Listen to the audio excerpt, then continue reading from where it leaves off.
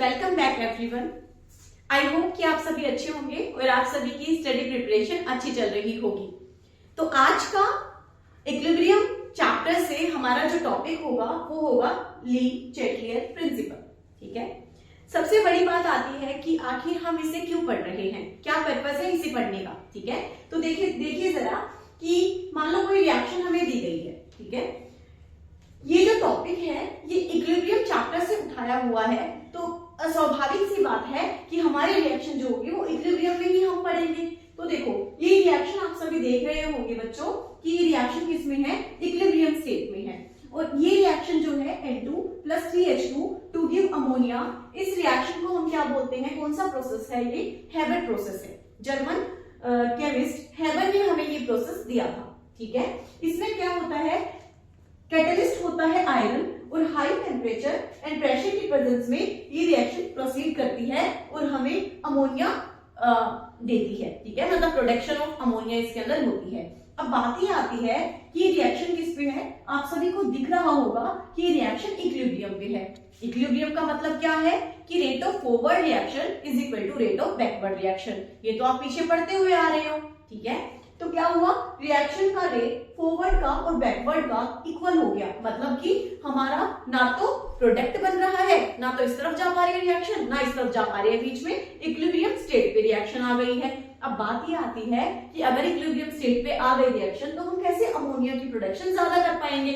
तो इन सब प्रॉब्लम को सोल्व किया हमारे ले-चैटलियर प्रिंसिपल ने। तो किस तरीके से ले-चैटलियर प्रिंसिपल ने हमें बताया कि कैसे हम अमोनिया जो है, अमोनिया हो या कोई भी प्रोडक्ट हो, कि उसको हम ज्यादा अमाउंट में बना सकते हैं, या फिर ये कह लो कि इसी अमोनिया को उठाकर इससे नए नए और प्रोडक्ट बना सकते हैं। ठीक है, तो अब बात करेंगे हम कि सबसे पहले आप ये जानो कि ये साइन जो है ये इक्विलिब्रियम का साइन है। ठीक है, ये बताता है हमें कि रिएक्शन किसमें है, ये रिवर्सिबल रिएक्शन है और rate of forward reaction, rate of backward reaction इसमें सेम है। ठीक है, अब आगे आते हैं कि आखिर ये प्रिंसिपल है क्या, क्या बताता है हमें। तो देखो जरा, अब मान लो हम कह रहे हैं कि हमारी जो रिएक्शन है वो बीच में आके रुक गई है इक्विलिब्रियम स्टेट पे। तो ले-चैटलियर ने क्या कहा है इस प्रिंसिपल ने कि जब भी आप इस पूरी रिएक्शन के अंदर कुछ भी चेंज करोगे, चेंज मतलब चेंज क्या कर सकते हो आप, क्या तो कॉन्सेंट्रेशन चेंज कर सकते हो बच्चों, है ना, या प्रेशर चेंज कर सकते हो, या आप उस रिएक्शन का वॉल्यूम चेंज कर सकते हो, नंबर ऑफ मोल्स चेंज कर सकते हो, या किसी भी इनर्ट गैस को आप, इनर्ट मटेरियल को आप उसमें ऐड कर सकते हो, है ना, ये सब चेंजेस आप कर सकते हो, या कैटलिस्ट उसके अंदर डाल सकते हो। ठीक है, तो जब भी ये सब चेंज करोगे तो क्या होगा, रिएक्शन जो है वो फिर से अपनी इक्विलिब्रियम स्टेट पर आना चाहेगी। अब इससे क्या होता है, ठीक है, देखो बता देती हूँ मैं आपको, मतलब जब भी हम ये सब करते हैं ना तो इक्विलिब्रियम डिस्टर्ब होती है, लेकिन वापस से रिएक्शन किसमें आना चाहिए, अपनी इक्विलिब्रियम स्टेट में आना चाहिए। थोड़ा सा आपको बता देती हूँ कि if we change concentration, temperature, pressure, volume and add inert material या inert gas to a reversible reaction, ये सारा खेल रिवर्सिबल रिएक्शन के लिए है, क्योंकि अगर इरिवर्सिबल होगी तो वो तो प्रोडक्ट हमें दे ही रही है ना, वापस तो नहीं आ रही। ठीक है, ना ही उसमें हमारे पास रेट ऑफ फॉरवर्ड और बैकवर्ड बराबर है, तो हम रिवर्सिबल रिएक्शन के लिए ही पढ़ रहे हैं। जैसे ही हमने चेंज किया इक्विलिब्रियम क्या हो गई, डिस्टर्ब हो गई, and equilibrium will try to undo the change will, मतलब जो भी चेंज किया है इक्विलिब्रियम क्या करेगी, उस चेंज को कम कर दिया जाए, उस चेंज को हटा दिया जाए, मतलब उसके ऑपोजिट, उसको अपोज करेगी, उसके ऑपोजिट डायरेक्शन में रिएक्शन को लेकर जाएगी। चलो अब इसे हम एक रिएक्शन की हेल्प से समझते हैं कि आखिर क्या हो रहा है। देखिए अब इस रिएक्शन की हेल्प से हम समझते हैं कि आखिर ये प्रिंसिपल क्या कहना चाहता है। कि मान लो यहाँ पे क्या है, हमारे पास N2, ठीक है, नाइट्रोजन क्या है, गैस, ठीक है, हाइड्रोजन क्या है, गैस, अमोनिया क्या है, गैस। ठीक है, आप सभी को पता होगा कि जब हमारा रिएक्टेंट और प्रोडक्ट दोनों का फेस सेम हो तो हम उसे क्या बोलते हैं, उस रिएक्शन को होमोजीनियस रिएक्शन बोलते हैं। ठीक है, अब देखिए जरा, अगर मान लो हमारे पास N2, मैं पहला चेंज लिख रही हूं क्या, कि मैंने क्या किया, N2 की कॉन्सेंट्रेशन जो है, या ऐसे लिख सकते हैं इसे हम, N2 ये कॉन्सेंट्रेशन का क्या है, सिंबल है, इसकी कॉन्सेंट्रेशन मैंने बढ़ा दी। अब सुनो, जैसे ही मैं इसकी कॉन्सेंट्रेशन बढ़ाऊंगी क्या करेगा हमारा इक्विलिब्रियम, कि वापस से वो इसके जो चेंज हो रहा है, जो इसकी कॉन्सेंट्रेशन हमने बढ़ाई है, क्या करेगा, इसको अपोज करेगा। अपोज करेगा मतलब इसकी कॉन्सेंट्रेशन को क्या करने की कोशिश करेगा, कम करने की कोशिश करेगा। है ना, कम करने की कोशिश करेगा। तो इसकी कॉन्सेंट्रेशन कैसे कम हो सकती है, जब ये जल्दी जल्दी रिएक्ट करके प्रोडक्ट बन जाए। ठीक है, मतलब आप इतना भी कर सकते हैं, इतना बड़ा ना खींचे। तो इसकी कॉन्सेंट्रेशन अगर हम बढ़ा रहे हैं तो इक्विलिब्रियम इसका ऑपोजिट जाना चाहेगा, मतलब इसकी कॉन्सेंट्रेशन बढ़ाएगा।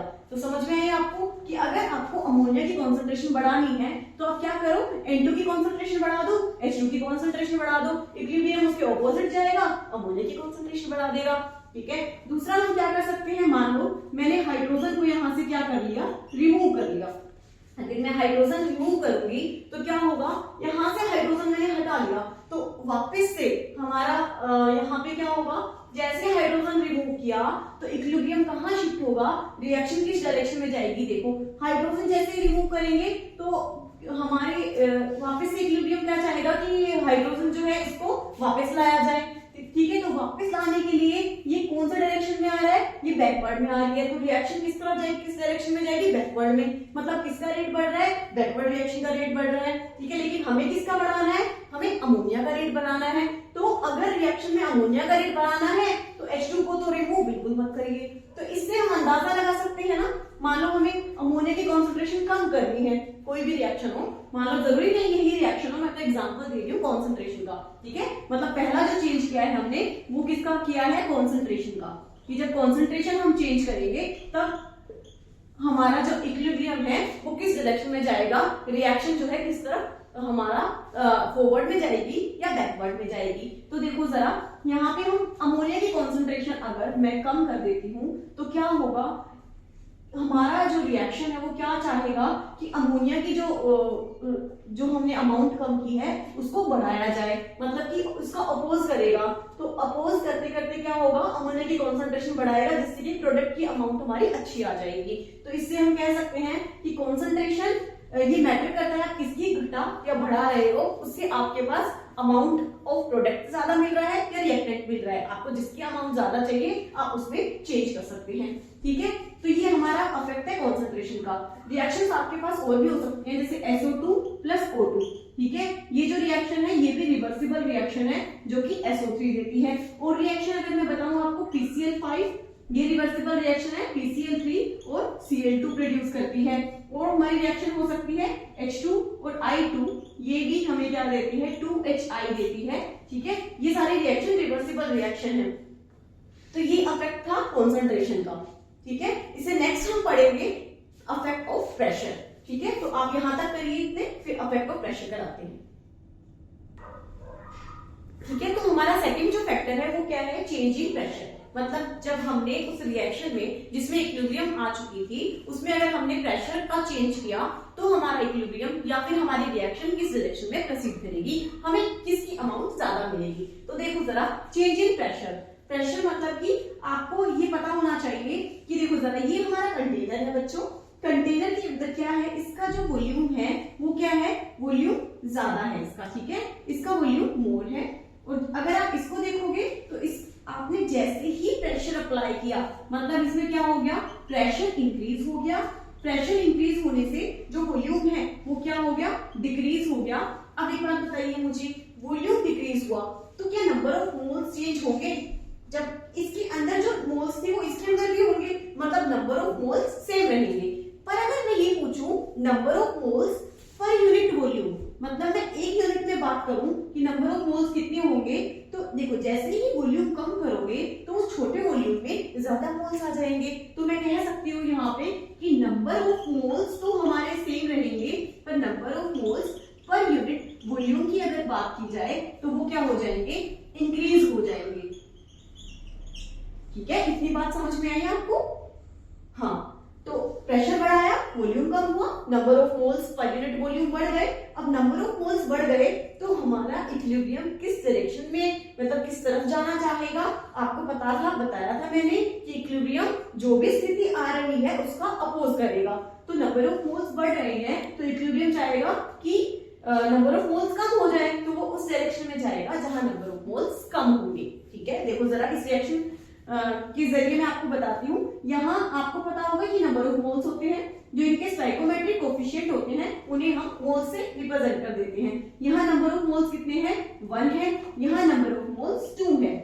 रिएक्शन बैलेंस है हमारी, तो तो अब देखो जरा कि जैसे जैसे आपने प्रेशर बढ़ाया, प्रेशर बढ़ाओगे तो क्या होगा, number of moles per unit volume बढ़ेंगे। तो बढ़ कहाँ पे रहे हैं, यहाँ पे बढ़ रहे हैं। हमारा जो इक्विलिब्रियम है वो शिफ्ट कहाँ हो जाएगा, इस डायरेक्शन में, मतलब बैकवर्ड डायरेक्शन में। मतलब रिएक्शन किस तरफ चली जाएगी, बैकवर्ड डायरेक्शन की तरफ चली जाएगी। मतलब N2O4 की अमाउंट हमें ज्यादा मिलेगी। अगर आपको NO2 की अमाउंट ज्यादा चाहिए तो आप क्या करो, रिवर्स कर दो, मतलब प्रेशर डिक्रीज कर दो, जिससे प्रेशर डिक्रीज होने से नंबर ऑफ मोल्स जो होंगे वो बढ़ जाएंगे, वो भी कम हो जाएंगे।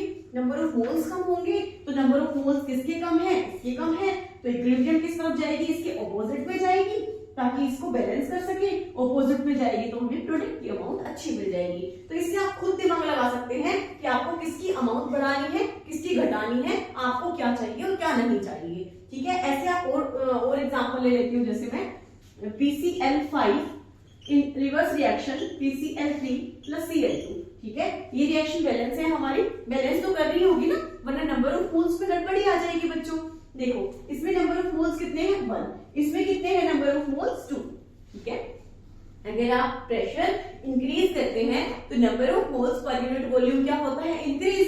तो यहाँ पे इंक्रीज हो रहा है तो इक्विलिब्रियम किस तरफ जाएगा, जहां डिक्रीज होगा।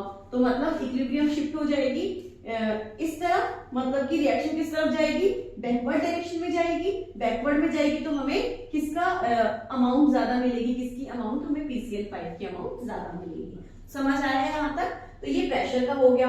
अच्छा, कुछ कुछ बच्चों को ना नंबर ऑफ मोल्स में डाउट आ रहा होगा कि इसके बढ़ रहे हैं मैम, सेम ही रहते हैं, ऐसा कैसे हो सकता है। तो आप अगर इस तरीके से ना करना चाहो तो आपके लिए एक फॉर्मूला भी है। देखो आपने पढ़ा होगा आइडियल गैस का फॉर्मूला, PV बराबर nRT। ठीक है, P अगर आप निकालते हो प्रेशर तो क्या आ जाएगा, N/V RT। तो देखो जरा, number of moles per unit volume, pressure अगर बढ़ाओगे तो number of moles per unit volume directly में है ना, मतलब प्रेशर अगर आप इंक्रीज करते हो तो number of moles per unit volume भी क्या हो जाते हैं, इंक्रीज हो जाते हैं। ठीक है, दोनों पे इफेक्ट डालेगा ना, दोनों चीज चेंज हो रही है यहाँ पे। तो आप इससे भी कर सकते हो कि कैसे बढ़ा है और कैसे घटा है। ठीक है, तो ये अफेक्ट हो गया प्रेशर का। आप देखो एक रिएक्शन कराई, दो कराई, अगर मैं यहाँ लो प्रेशर या high pressure, number of moles का इजी करें, ज्यादा रिएक्शन करा लूंगी तब भी वही चीजें रहेंगी। तो आप इसी से समझ सकते हैं। ठीक है, बाकी एग्जांपल आप खुद करिएगा, ना समझ में आए तो आप मुझसे पूछ लीजिएगा। ठीक है बच्चों, तो यहाँ तक आप लिखिए, उसके बाद मैं आगे बताती हूँ। देखिए थर्ड फैक्टर हम पढ़ते हैं, वो क्या है, चेंज इन वॉल्यूम। इसके ऊपर ज्यादा जोर नहीं देना है आपको, क्योंकि आपको चेंज इन प्रेशर अगर समझ में आ गया ना तो ये अपने आप समझ में आ जाएगा। आप एक फैक्टर याद कर लीजिए, जैसे मैंने कहा था कि जैसे जैसे हम प्रेशर इंक्रीज करते हैं तो प्रेशर जो है वो इनवर्सली होता है वॉल्यूम के। इससे पहले आपने देखा भी है। तो आपने प्रेशर का आपने कर लिया ना कि प्रेशर बढ़ाएंगे तो number of moles per unit volume वो भी क्या हो जाएंगे, इंक्रीज। ठीक है, तो इसका मतलब क्या है कि अगर इन्होंने पूछा कि वॉल्यूम हम डिक्रीज करेंगे तो आप नंबर ऑफ मोल्स से देख सकते हैं कि वॉल्यूम अगर कम है तो नंबर ऑफ मोल्स ज्यादा होंगे। नंबर ऑफ मोल्स ज्यादा होंगे तो हमारा इक्विलिब्रियम किस डायरेक्शन में जाएगा, जहां नंबर ऑफ मोल्स कम होंगे। ठीक है, या फिर आप कह सकते हो अगर हम वॉल्यूम बढ़ाते हैं, वॉल्यूम इंक्रीज करते हैं, तो मुझे बताओ अगर ये बढ़ा दिया हमने तो नंबर ऑफ मोल्स जो पर यूनिट वॉल्यूम है वो डिक्रीज हो जाएंगे। इनवर्सली है ना, तो ये डिक्रीज होंगे। तो हमारी इक्विलिब्रियम जो इक्विलिब्रियम होगी वो किस तरफ जाना चाहेगी, उसको अपोज करेगी, डिस्टर्ब होगी, इसको अपोज करेगी। ठीक है, क्या कहेगी कि वो उस डायरेक्शन में जाएगी जहां number of moles per unit volume ज्यादा होंगे। तो आप देख लेना किस तरफ ज्यादा है। मतलब मैं कह रही हूँ, मान लो मैंने इसका वॉल्यूम बढ़ाया, ठीक है, आपको नंबर ऑफ मोल्स चेक करने आते ही हैं, तो आप चेक करोगे इसके कितने हैं 1, इसके कितने हैं 1/2, तो 1 + 1/2। ठीक है, तो आपके कितने हो जाएंगे 3/2, मतलब 1.5 मोल्स लिख लेती हूँ। यहाँ कितने मोल्स हैं, 1 मोल्स हैं। तो देखो वॉल्यूम आपने बढ़ाया, नंबर ऑफ मोल्स कम हुए, कम कहाँ पे हुए हैं, यहाँ पे हुए हैं। तो इक्विलिब्रियम डिस्टर्ब होगी, और डिस्टर्ब होगी तो वो कहाँ जाएगी, जहां नंबर ऑफ मोल्स ज्यादा होंगे, मतलब इस डायरेक्शन में, मतलब बैकवर्ड में, मतलब इसकी अमाउंट बढ़ाएगी। अगर आपको इसकी बढ़ानी है तो आप वॉल्यूम बढ़ा दीजिए, वॉल्यूम घटा दीजिए। ठीक है, देखो अपोज करना पड़ेगा ना, अगर प्रोडक्ट की अमाउंट बढ़ानी है वॉल्यूम घटा दीजिए, नंबर ऑफ मोल्स क्या हो जाएगा, बढ़ जाएंगे। नंबर ऑफ मोल्स बढ़ जाएंगे तो बढ़े हुए हैं, इक्विलिब्रियम कहाँ जाएगी, इसके ऑपोजिट में जाएगी, ऑपोजिट में मतलब कि प्रोडक्ट साइड जाएगी और हमें प्रोडक्ट की अमाउंट ज्यादा मिल जाएगी। ठीक है, तो ये वॉल्यूम का इफेक्ट है। ठीक है, आप प्रेशर का कर लीजिए, वॉल्यूम का अपने आप हो जाएगा। ठीक है बच्चों, इतना लिखो आप, फिर हम आगे कराते हैं इसे। देखो बच्चों, एक रिएक्शन और बता देती हूँ जहां पे कोई चेंज नहीं होता, मतलब कुछ रिएक्शन ऐसे भी है जहां इफेक्ट नहीं पड़ता, आपने प्रेशर बढ़ाया है या घटाया है। देखो जैसे कि चेंज इन प्रेशर में ही बात कर लूं, चेंज इन वॉल्यूम में भी आ सकता है ये। चेंज इन प्रेशर के अंदर आप देख लीजिए एक बार, वहीं पे आपको लिखना है। ये रिएक्शन मैंने लिखी है, आप इसमें बताइए जरा कितने नंबर ऑफ मोल्स है। Left side reactant side 2 number of moles है, प्रोडक्ट साइड भी 2 नंबर ऑफ मोल्स है। अगर आप चेंज इन मोल्स निकालते हैं, मतलब डेल्टा एनजी अगर आप फाइंड आउट करते हैं, मतलब प्रोडक्ट के मोल्स माइनस रिएक्टेंट के मोल्स, तो ओवरऑल 0 आते हैं, है ना। तो आप कैसा पता लगाएंगे कि कहाँ नंबर ऑफ मोल्स ज्यादा है कहाँ कम है। तो ऐसे केस में आप प्रेशर बढ़ाओ या घटाओ, इस पे कोई इफेक्ट नहीं पड़ेगा, नो इफेक्ट।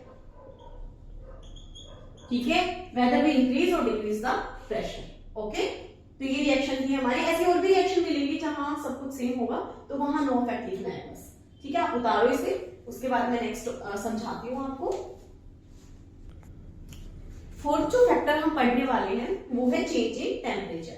मतलब आप जब टेम्परेचर बढ़ाओगे तब क्या इफेक्ट होगा, देखो, या घटाओगे तब क्या इफेक्ट होगा। छोटी सी बात है, बस इतना ही समझ के रखो कि जहां भी आप चेंज कर रहे हो, ज्यादा चेंज कर रहे हो, इक्विलिब्रियम उसको अपोज करेगा और उस चेंज को कम करने की कोशिश करेगा। वहीं आप टेम्परेचर भी याद रखो कि मान लो ये बता भी देती है यहाँ पे कि टेम्परेचर आप किसी डायरेक्ट, मतलब टेम्परेचर जब आप बढ़ाते हो तो equilibrium shift to that direction which proceed with the absorption of heat. इसका मतलब क्या है, सुनो। जैसे कि मान लो आपने यहाँ पे देखो, आपने टेम्परेचर बढ़ाया है ना, मतलब रिएक्शन एंडोथर्मिक है हमारी, आप टेम्परेचर बढ़ा रहे हो, तो आप बस इतना याद रखो कि जिस डायरेक्शन में टेम्परेचर बढ़ाया है आपका इक्विलिब्रियम डिस्टर्ब हुआ। जैसे ही टेम्परेचर बढ़ा तो रिएक्शन कहाँ शिफ्ट हो जाएगी बच्चों, उसके ऑपोजिट साइड, मतलब इस तरफ, मतलब फॉरवर्ड में जाएगी ना रिएक्शन। ठीक है, इतना कर लो। बाकी देखो स्टेटमेंट का मतलब कि टेम्परेचर आपने बढ़ाया, दिख रहा है, equilibrium shift to that direction which proceed with the absorption of heat. मतलब कि इसने हीट ली, टेम्परेचर इसका बढ़ाया तो क्या हुआ, इसकी अमाउंट बढ़ गई, तो क्या होगा, ये हीट ले लेके क्या करेगा, इसकी अमाउंट बढ़ाता जाएगा। मतलब कि व्हिच प्रोसीड होगा प्रोडक्ट की तरफ with the absorption of heat, इस हीट को एब्जॉर्ब करके। तो जैसे ये हीट बढ़ाई तो जा किस तरफ रही है, इस तरफ, मतलब इक्विलिब्रियम इसके ऑपोजिट साइड जाएगा, रिएक्शन फॉरवर्ड में जाएगी, बैकवर्ड से हीट लेके। समझ में आई। जैसे मान लो कई बार ऐसे लिखा होता है, तो आपको ये समझना होगा कि ये एक्सोथर्मिक का है साइन। ठीक है, मतलब प्रोडक्ट की तरफ है ना हीट, मतलब यहाँ पे हीट ली गई है, यहाँ से, मतलब रिएक्शन एक्सोथर्मिक है, हीट ली गई है यहाँ पे। तो आप सिंपल सी बात है कि अगर यहाँ पे हीट है तो हमारी जो रिएक्शन किस तरफ जाएगी, ऑपोजिट, मतलब इस तरफ जाएगी। आपकी बार हमारी किसकी अमाउंट ज्यादा बनेगी, इसकी अमाउंट ज्यादा बनेगी। अगर आपको इसकी अमाउंट ज्यादा बनानी है तो आप क्या कर दो, टेम्परेचर कम कर दो। ठीक है, वैसे ये तो एग्जांपल लिया था मैंने, बाकी टेम्परेचर कम करके आप इसकी प्रोसीड कर सकते हो। लेकिन वैसे एक्चुअल में क्या होता है, यहाँ माइनस साइन होता है, तो माइनस इस तरफ जाके प्लस हो जाता है, जिसे मैं आपको बता देती हूँ। यहाँ पे ऐसा होता है कि माइनस हीट है, ठीक है, तो माइनस हीट का मतलब एक्सोथर्मिक मत समझना भाई, माइनस हीट का मतलब है ये आके यहाँ पे प्लस हो जाएगा, N2 plus 3H2 plus heat to give ammonia. अब जरा ध्यान से देखो, प्लस हीट मतलब कि अब रिएक्टेंट में एब्जॉर्ब की है हीट, रिएक्टेंट इसका टेम्परेचर बढ़ गया तो क्या होगा, इक्विलिब्रियम शिफ्ट होगा उसके ऑपोजिट साइड, ऑपोजिट इसका टेम्परेचर कम है तो इसकी साइड, तो अमोनिया की प्रोडक्शन बढ़ती जाएगी। इसलिए कहते हैं ना हाई टेम्परेचर, मतलब इसकी अमाउंट बढ़ाते जाओ बढ़ाते जाओ बढ़ाते जाओ, अमोनिया की अमाउंट बढ़ती जाएगी, हमें ज्यादा अमाउंट पे मिलता जाएगा। बढ़ाओ, प्रेशर से आप क्या कर सकते हो, हाई प्रेशर देके बढ़ा सकते हो, कंसंट्रेशन से इनकी कंसंट्रेशन आप बढ़ा के कर सकते हो, और हीट से भी हमें समझ में आ गया टेम्परेचर बढ़ा के इसकी अमाउंट बढ़ा सकते हो। ठीक है, तो सारे रिएक्शन के लिए एप्लीकेबल हो जाएगा। तो ये समझ में आया चेंज इन टेम्परेचर का, छोटा सा था, इतना ज्यादा भी नहीं समझना हो तो बस इतना समझ लो कि जिस तरह चेंज कर रहे हो इक्विलिब्रियम, उसके ऑपोजिट साइड उसको अपोज करेगा, उसके ऑपोजिट साइड जाएगा। मतलब रिएक्शन जो है वो जहां चेंज किया है उससे, अगर चेंज किया है बैकवर्ड में तो फॉरवर्ड जाएगी, चेंज किया है फॉरवर्ड में तो बैकवर्ड जाएगी। बस इतना देख लो आप। ठीक है, बाकी क्वेश्चन कराऊंगी ना तो समझ में आ जाएगा क्या बताना आपको। ठीक है, इतना उतारो आप। तो हमारा फिफ्थ फैक्टर रहेगा addition of inert gas. Inert gas या इनर्ट कोई भी मटेरियल, इनर्ट आप समझते होंगे है ना, कि इनर्ट जो बाकी जो भी रिएक्टेंट है या प्रोडक्ट है उससे रिएक्ट ना करे। मतलब कि आप कह सकते हो, जैसे मैंने रिएक्शन लिखी है, पहली बात तो ये रिएक्शन रिवर्सिबल होनी चाहिए। ठीक है, ये रिएक्शन में आप अगर देखो तो हीलियम जो है ये एक इनर्ट गैस है, सभी को पता है इस चीज का, इनर्ट गैस है ना, तो इसके प्रेशर का इफेक्ट इन दोनों के प्रेशर पे नहीं पड़ेगा। मतलब इसका पार्शियल प्रेशर इसके पार्शियल प्रेशर को अफेक्ट नहीं करेगा। ठीक है, बट इससे अफेक्ट एक्चुअल में होगा किस चीज में, ये हमें समझना है। तो देखो जरा, आपने जैसे ही कुछ ऐड किया, ये किसी से रिएक्ट तो करना ही नहीं, लेकिन क्या ऐसा हुआ है कि जो टोटल वॉल्यूम जो है ऑफ मिक्सचर वो क्या हो गया, इंक्रीज हो गया है ना। कुछ ऐड करोगे तो टोटल वॉल्यूम तो बढ़ेगा। अब सुनो, टोटल वॉल्यूम बढ़ेगा तो मैं कह सकती हूँ कि नंबर ऑफ मोल्स जो होंगे पर यूनिट वॉल्यूम के अंदर वो क्या हो जाएंगे, वॉल्यूम अगर बड़ा है नंबर ऑफ मोल्स कम हो जाएंगे। वॉल्यूम इतना था, इतना हो गया तो नंबर ऑफ मोल्स उतने ही है, लेकिन पर यूनिट वॉल्यूम में तो कम हो गए ना, वही मोल्स घूम रहे हैं। अब नंबर ऑफ मोल्स कम हो गए, नंबर ऑफ मोल्स कम हो गए तो हमारा इक्विलिब्रियम किस डायरेक्शन में जाएगा बताओ जरा। नंबर ऑफ मोल्स कम मतलब जहां नंबर ऑफ मोल्स ज्यादा होंगे वहां जाएगा। मतलब आप कह सकते हो कि इक्विलिब्रियम कहां शिफ्ट होगा, shift to that direction has more number of moles। ठीक है, जहां ज्यादा नंबर ऑफ मोल्स होंगे। आप समझ रहे हैं यहाँ पे कि टोटल वॉल्यूम बढ़ा, नंबर ऑफ मोल्स कम हो गए, तो मतलब वहां आप इक्विलिब्रियम कह सकते हो, वहां आप रिएक्शन प्रोसीड करेगी जहां नंबर ऑफ मोल्स ज्यादा होंगी। ठीक है, अब सुनो, अगर कह दिया उन्होंने, कंडीशन दे दी कि टोटल वॉल्यूम जो है वो कांस्टेंट है, मतलब कंडीशन क्या दे दी, कांस्टेंट वॉल्यूम पे हुआ है ये काम, आपने हीलियम ऐड की, वॉल्यूम कांस्टेंट है, तो क्या इतना सब कुछ होना है, वॉल्यूम बढ़ा ही नहीं, नंबर ऑफ मोल्स कैसे बढ़ेंगे, कैसे घटेंगे, नहीं ना। तो इस पे आप लिखोगे नो अफेक्ट, कोई अफेक्ट नहीं होगा। ठीक है, कांस्टेंट प्रेशर आ गया तो ये वाला अफेक्ट पूरा बता सकते हो, क्योंकि उससे वॉल्यूम में चेंज। कांस्टेंट अगर प्रेशर लिखा आ गया, मान लो वॉल्यूम नहीं दिया, ठीक है, वॉल्यूम अगर दे देंगे तो हमारा कंडीशन ही खत्म कि वॉल्यूम बड़ा था, वो सब कुछ तो खत्म हो गई। अब कांस्टेंट वॉल्यूम दे दे तो कोई इफेक्ट ही नहीं हुआ। बट अगर ये सब ना देके कह दिया कांस्टेंट प्रेशर, तो इसका मतलब वॉल्यूम तो बड़ा ही है ना, वॉल्यूम बड़ा है तो नंबर ऑफ मोल्स घटेंगे, तो अब यही कंडीशन हमारी रहेगी। समझ में आया? देखो ये सब जो था हमारा कि क्या पढ़ा है हमने पढ़ा है कि किस तरीके से हम प्रोडक्ट की अमाउंट बढ़ा सकते हैं इक्विलिब्रियम आने के बाद, कॉन्सेंट्रेशन में चेंज करके, प्रेशर में चेंज करके, वॉल्यूम में चेंज करके, नंबर ऑफ मोल्स में चेंज करके और टेम्परेचर में चेंज करके, ठीक है, और इनर्ट मटेरियल उसमें ऐड करके। ठीक है, तो ये हमारा छोटा सा प्रिंसिपल ले चलिए प्रिंसिपल, लेकिन बहुत इंपॉर्टेंट टॉपिक है बच्चों।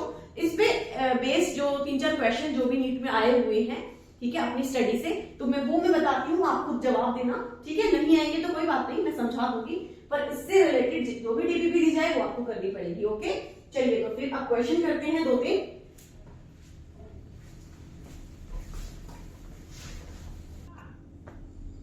तो देखिए क्वेश्चन किस तरीके से आपके पेपर में आएंगे। क्वेश्चन क्या है, formation of SO3 gas from SO2 and O2। सबसे पहले तो ये कंडीशन लिखनी पड़ेगी कि SO2 प्लस O2 से फॉर्मेशन हो रही है किसकी, SO3 की। ठीक है, गैस की। ये भी क्या है, गैस है, ये भी क्या है, गैस है। ठीक है, इसके बाद क्या बोला इन्होंने, the number of moles of SO3 form is increase. इसके नंबर ऑफ मोल्स इंक्रीज होंगे इफ, किस कंडीशन में होंगे आपको बताना है ये। अगर आप पहले आप इनको बैलेंस करिए, बैलेंस करोगे तो यहाँ पे मैं हाफ ऑफ O2 लिख देती हूँ, हाफ ऑफ O2, एक O2 और एक O3। ठीक है, तो यहाँ पे देखिए जरा, inert gas is added to mixture at constant volume. भाई इससे पहले पढ़ के आए हो, कांस्टेंट वॉल्यूम पे आप इनर्ट गैस ऐड करो, कोई इफेक्ट नहीं होने वाला, तो नो इफेक्ट, तो ये तो होगा नहीं, है ना, क्योंकि आपको क्या करना है, number of moles of SO3 form, आपको इसकी SO3 जो फॉर्म हुए हैं इसकी जो प्रोडक्शन है वो बढ़ानी है, इसके नंबर ऑफ मोल्स बढ़ाने हैं। तो देखो इसके नंबर ऑफ मोल्स कितने हैं, 1, इसके लिखोगे यहाँ पे number of moles 1 plus half और कर लोगे 1.5। आपको इसकी अमाउंट बढ़ानी है, इसके मोल्स बढ़ाने हैं। इनर्ट गैस से तो कोई फायदा हुआ नहीं। O2 is remove from the mixture. O2 को अगर आप रिमूव करते हो इक्विलिब्रियम क्या जाएगा, वापस यही आना चाहेगा, इसको लाना चाहेगा तो वापस ही रिएक्शन बैकवर्ड में आएगी। इसका भला होगा, कौन सा उसका भला होने वाला है ना। हमें तो इसका भला चाहिए ना भाई, हमें इसकी अमाउंट बढ़ानी है। थर्ड देखो ऑल ऑफ दीज हो नहीं सकता, तो वैसे ही 3 कट गए, यही होने वाला है। बट समझा देती हूँ क्यों होगा। Volume of reaction flask is decrease. सुनो भाई, वॉल्यूम डिक्रीज करोगे, अगर वॉल्यूम अगर डिक्रीज करोगे तो नंबर ऑफ मोल्स क्या हो जाएंगे, per unit volume increase. Number of moles increase किस साइड है, इस साइड है। इक्विलिब्रियम किस तरफ जाना चाहेगा, इसके ऑपोजिट साइड जाना चाहेगा। ऑपोजिट साइड का ही तो हमें सब कुछ देखना था, नंबर ऑफ मोल्स बढ़ाने थे, बढ़ गए जी। Option number 3 is correct. समझ में आया, ठीक है। एक क्वेश्चन आया था कि कैटलिस्ट मतलब ऐसा कुछ, चलो मैं रिएक्शन ही बता देती हूँ आपको, पहले आप इतना करिए। देखो एक क्वेश्चन ये आया हुआ था कि chemical equilibrium is not influenced by, ठीक है, इससे इस पर इफेक्ट नहीं पड़ता। तो आपको बता दूं, अभी हमने टेम्परेचर का इफेक्ट देखा था, भी फर्क पड़ता है।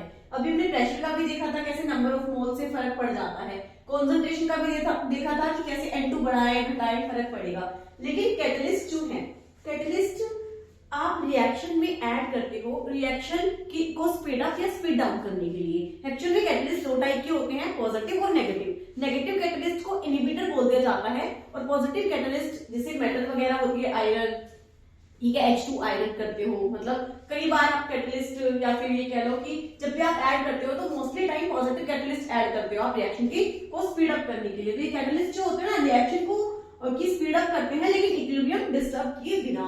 तो यहाँ पे क्या आएगा, कैटलिस्ट आएगा। वैसे भी देखो इन तीनों का इफेक्ट आप पढ़ चुके हो, तो यही आना है। बट ये आना क्यों है ये भी आपको पता होना चाहिए। वैसे आपके सरफेस केमिस्ट्री के अंदर 5th चैप्टर 12th क्लास में ये आ जाएगा, तब आप समझ जाओगे। बट अभी के लिए आप इतना समझ लो कि कैटलिस्ट क्या है और कैसे स्पीड अप करते हैं, और ये इक्विलिब्रियम को बिना डिस्टर्ब किए काम करते हैं, ठीक है। और एक और क्वेश्चन भी था, जैसे कि SO2 प्लस O2 से SO3 हमारी जो अमाउंट बनी थी, तो इसमें यही पूछ लिया गया था। सब कुछ लिख दिया था, बहुत बड़ी स्टेटमेंट लिख दी थी, उसके बाद लास्ट में लिख दिया कि क्या इफेक्ट पड़ेगा फॉर्मेशन SO3 पर जब आप कांस्टेंट वॉल्यूम रखोगे। तो देखो मैंने आपको बताया था कि इनर्ट गैस जब ऐड करते हैं और उसमें कांस्टेंट वॉल्यूम अगर रखते हैं, इनर्ट गैस ऐड की गई थी, कांस्टेंट वॉल्यूम रखते हैं तो कोई इफेक्ट नहीं होता, तो रिमेन्स सेम जो हमारा स्टेटमेंट थी वो रहेगी, ठीक है। तो इतना बड़ा लिखने की बजाय मैं डायरेक्ट बता देती हूँ। इससे पहले से पहला जो आपको इनर्ट गैस का बताया था, वही पूरा का पूरा स्टेटमेंट लिखी हुई थी, ठीक है। तो अब देखो आप इससे रिलेटेड क्वेश्चंस करना, एक्सोथर्मिक एंडोथर्मिक रिएक्शंस के भी क्वेश्चंस होंगे, वो सब करना। आपको डाउट आए तो आप डाउट पूछना, ठीक है। तो आज के लिए आपका लेच एटलियर प्रिंसिपल जो है वो यहाँ पे खत्म होता है बच्चों। अपना ध्यान रखना। Okay, bye bye, take care.